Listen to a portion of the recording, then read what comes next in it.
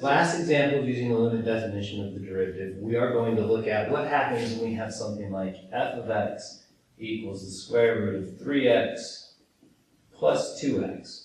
And this is going to combine a couple of the rules. And so the derivative, f prime of x, using the limit definition is equal to the limit as h goes to 0 of the square root of 3x plus h plus 2 times x plus h minus square root of 3x plus 2x, then this whole thing is divided by h. Now, I'm going to simplify this and we're going to look at some stuff. So this is equal to the limit as h goes to 0 of the square root of 3x plus h plus 2x plus h minus square root 3x plus, well, and that negative distributes, so minus 2x. Well, normally I would say we have to do conjugates because we have this radical in here. But we have these other two terms as well, so that messes with our conjugate. But we're allowed to separate this fraction, and we're going to do that. So this is equal to the limit as h goes to 0 of the square root of 3 times x plus h minus the square root of 3x all over h.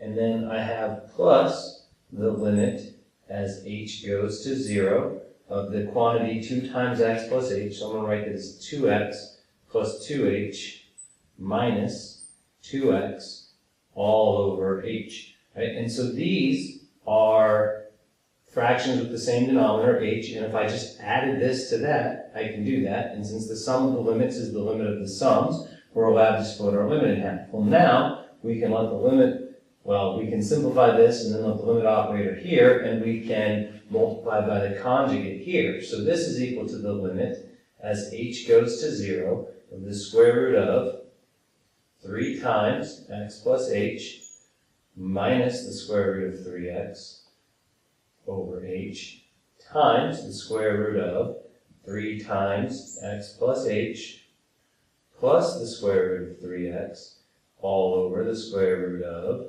3 times x plus h plus the square root of 3x. And then over here, plus the limit as h goes to 0 of 2x minus 2x leaves us with 2h over h, and those h's cancel.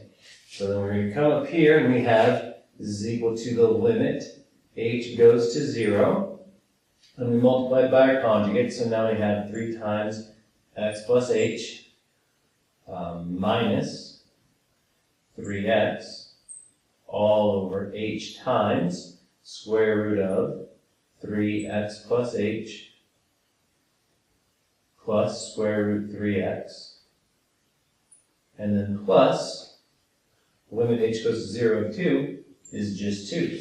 And now we can simplify this top. Limit h goes to 0, 3x plus 3h minus 3x all over h times the square root of 3 times the quantity x plus h plus the square root of 3x.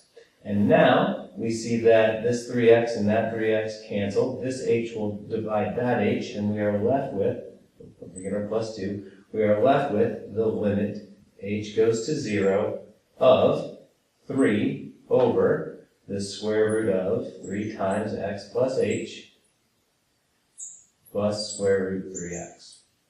Well, now we can let h go to 0, and so this is equal to 3 over 2 square roots of 3x plus 2.